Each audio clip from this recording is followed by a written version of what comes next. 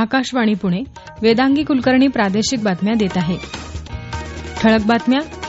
प्रजासत्ताक दिनाच्या पूर्वसंध्येला आज राष्ट्रपती द्रौपदी मुर्मू राष्ट्राला संबोधित करणार. सहकार चळवळीच्या विस्तारासाठी शिस्त आणि व्यावसायिकता गरजेची, केंद्रीय सहकार मंत्री अमित शहा. एसटीच्या प्रवास भाड्यात सुमारे 15% वाढ. भंडारा इथल्या आयुध निर्माण कंपनीमध्ये भीषण स्फोटात 8 जणांचा मृत्यू. आणि 20 षटकांच्या 5 सामन्यांच्या मालिकेतला इंग्लंड विरुद्धचा दुसरा सामना आज चेन्नईमध्ये होणार. आता सविस्तर बातम्या. प्रजासत्ताक दिनाच्या पूर्वसंध्येला आज संध्याकाळी 7 वाजताच राष्ट्रपती द्रौपदी मुर्मू राष्ट्राला संबोधित करणार आहेत.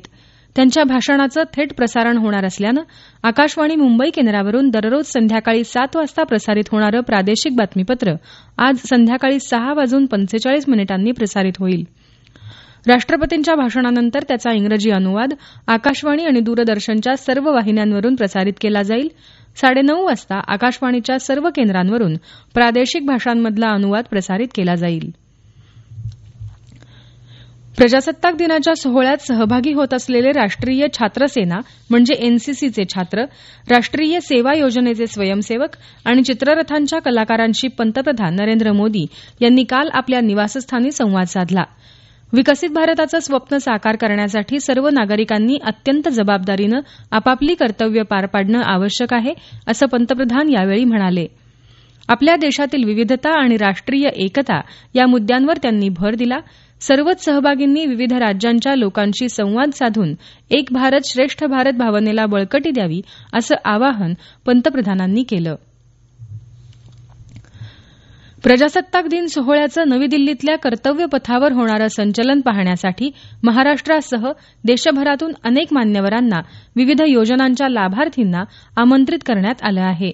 पुण्याजवळील तळेगाव दाभाडे इथल्या नूतन अभियांत्रिकी महाविद्यालयात संगणक अभियांत्रिकी विभागात सहाय्यक प्राध्यापक म्हणून कार्यरत असलेले प्रीतम अहिरे यांनाही प्रजासत्ताक दिनाच्या संचलन कार्यक्रमासाठी आमंत्रित करण्यात आलं आहे. हा अनुभव आपल्यासाठी अविस्मरणीय असल्याची भावना अहिरे यांनी आकाशवाणीशी बोलताना व्यक्त केली. ते म्हणाले, मी आयपीआर थ्रू म्हणजे जे कॉपीराईट झाले, जे पेटंट झाले, जे रिसर्च पेपर पब्लिकेशन झाले, ह्याच्या थ्रू त्यांनी पूर्ण भारतातनं 10 लोकांना त्यांनी रेकग्नाइज केलेले आहे आणि आपल्या महाराष्ट्रातनं एकच आहे आयपीआर थ्रू आणि त्याच्यामध्ये त्यांनी मला शॉर्टलिस्ट केलं. याच्यामुळे मी त्यांचा खूप आभार आहे. लास्ट 5 वर्षामध्ये कॉपीराईटच्या संदर्भामध्ये मी स्वतः जवळपास 350 पेक्षा जास्त कॉपीराईट हे एका रजिस्टर केलेले आहेत आणि मला सांगताना खूप आनंद होईल की आमच्या कॉलेजचा एक पहिला जो वर्ल्ड रेकॉर्ड आहे तो कॉपीराईट फायलिंगचा आहे की त्याच्यामध्ये 221 कॉपीराईट हे आम्ही एकाच दिवशी फाईल केले होते. तर मला 26 जानेवारीच्या निमित्ताने जे भारत सरकारने जे बोलवले आहे दिल्लीमध्ये एक स्पेशल गेस्टमुळे, त्याच्यामुळे भारत सरकारचा आयपीआर कमिटी यांचा आयपीआर सीईओ आपले भारत सरकार, आपले पंतप्रधान, राष्ट्रपती आणि मुख्यमंत्री या सगळ्यांचा खूप खूप आभारी आहे. सहकार चळवळीच्या विस्तारासाठी शिस्त आणि व्यावसायिकता गरजेची असल्याचं मत केंद्रीय सहकार मंत्री अमित शहा यांनी काल मुंबईत व्यक्त केलं. आंतरराष्ट्रीय सहकार वर्षाच्या उद्घाटन कार्यक्रमात ते बोलत होते. प्रत्येक व्यक्ती सहकारी चळवळीत जोडला जाऊन खऱ्या अर्थानं सहकारातून समृद्धी आणण्यासाठी प्रयत्न करू, असं आश्वासन त्यांनी यावेळी दिलं. येत्या अर्थसंकल्पात गुजरातमधले ज्येष्ठ सहकारी नेते त्रिभुवनदास पटेल राष्ट्रीय सहकार विद्यापीठाची घोषणा होईल, अशी माहिती त्यांनी दिली.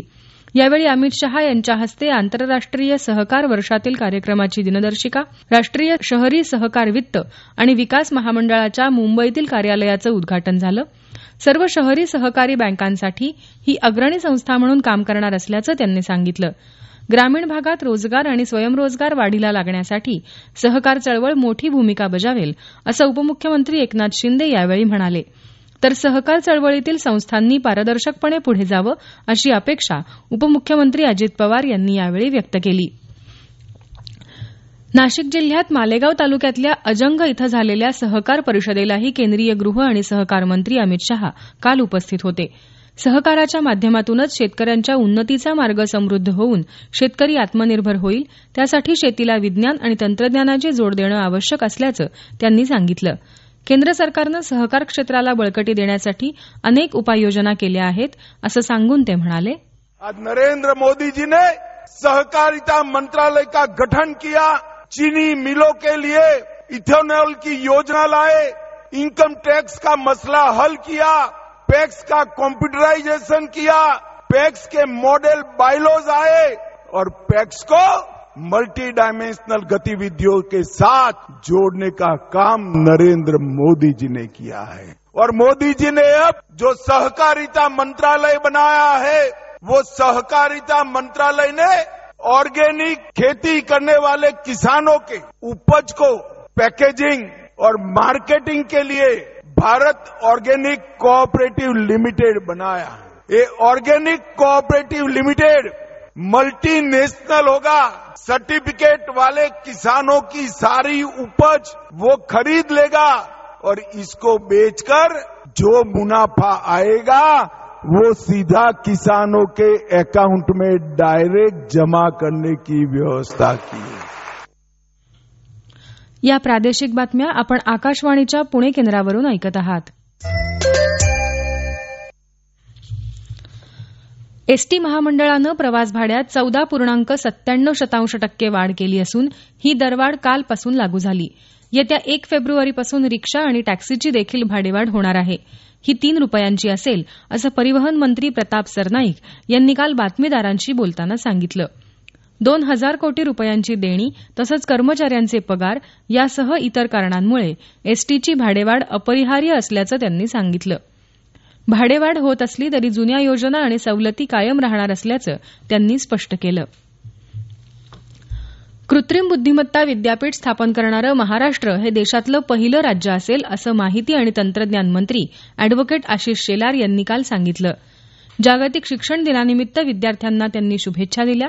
कृत्रिम बुद्धिमत्ता विद्यापीठ स्थापन करण्याचा राज्य सरकारचा निर्णय ऐतिहासिक ठरणार आहे। उच्च आणि तंत्रशिक्षण मंत्री चंद्रकांत पाटील यांच्या नेतृत्वाखाली हा प्रकल्प राबवला जाईल। आधुनिक तंत्रज्ञानाच्या प्रगतीनं प्रेरित उद्योग आणि तंत्रज्ञान क्रांतीसाठी विद्यार्थ्यांना आणि तरुणांना आवश्यक कौशल्यांनी सुसज्ज करणारं हे विद्यापीठ असेल असं त्यांनी सांगितलं।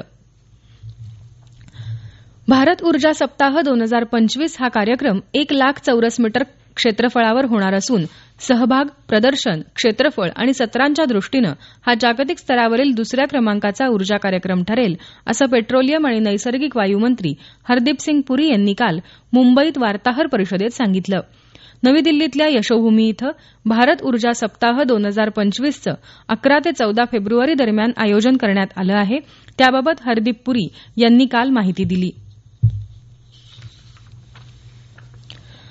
भंडारा इथल्या आयुध निर्माण कंपनीमध्ये भीषण स्फोट होऊन 8 जणांचा मृत्यू झाला तर 5 जण गंभीर जखमी झाले। कंपनीमध्ये काम सुरू असताना काल सकाळी हा स्फोट झाला। ज्या ठिकाणी स्फोट झाला ती इमारत संपूर्णपणे जमीनदोस्त झाली असून जेसीबीच्या सहाय्यानं इमारतीच्या ढिगाऱ्याखाली दबलेल्या कर्मचाऱ्यांना बाहेर काढण्याचा प्रयत्न सुरू आहे। ही घटना कशामुळे घडली याचा तपास करण्यात येणार आहे। सीसीटीव्ही कॅमेरेही तपासले जाणार असल्याचं प्रशासनाच्या वतीनं सांगण्यात आलं आहे। संरक्षण मंत्री राजनाथ सिंह आणि मुख्यमंत्री देवेंद्र फडणवीस यांनी शोक व्यक्त केला आहे। मराठी पत्रकारितेच्या क्षेत्रातील ज्येष्ठ व्यक्तिमत्व रामचंद्र अण्णाजी उर्फ रामभाऊ जोशी यांचं गुरुवारी रात्री पुण्यात वृद्धापकाळानं निधन झालं। ते 101 वर्षांचे होते। अनेक दैनिकांमध्ये त्यांनी पत्रकार, मुख्य वार्ताहर यासह विविध पदांवर काम केलं। महाराष्ट्र राज्य पत्रकार संघटनेच्या स्थापनेमध्ये त्यांचा मोलाचा वाटा होता। मुख्यमंत्री देवेंद्र फडणवीस आणि उपमुख्यमंत्री अजित पवार यांनी रामभाऊ जोशी यांना श्रद्धांजली अर्पण केली आहे। पुरुष क्रिकेटच्या 20 षटकांच्या 5 सामन्यांच्या मालिकेतला इंग्लंड विरुद्धचा दुसरा सामना आज चेन्नईत होणार आहे। संध्याकाळी 7 वाजता सामन्याला सुरुवात होईल। सूर्यकुमार यादव याच्या नेतृत्वाखालील संघानं मालिकेतला पहिला सामना 7 गडी राखून जिंकला होता। हवामान राज्यात सर्वत्र आज हवामान कोरडं राहण्याची तसंच आकाश मुख्यतः निरभ्र राहण्याची शक्यता हवामान विभागानं वर्तवली आहे। शेवटी पुन्हा ठळक बातम्या। प्रजासत्ताक दिनाच्या पूर्वसंध्येला आज राष्ट्रपती द्रौपदी मुर्मू राष्ट्राला संबोधित करणार। सहकार चळवळीच्या विस्तारासाठी शिस्त आणि व्यावसायिकता गरजेची, केंद्रीय सहकार मंत्री अमित शहा। एसटीच्या प्रवास भाड्यात सुमारे 15% वाढ। भंडारा इथल्या आयुध निर्माण कंपनीमध्ये भीषण स्फोटात 8 जणांचा मृत्यू आणि 20 षटकांच्या 5 सामन्यांच्या मालिकेतला इंग्लंड विरुद्धचा दुसरा सामना आज चेन्नईमध्ये होणार। आकाशवाणी पुणे केंद्रावरचं प्रादेशिक बातमीपत्र संपलं। नमस्कार।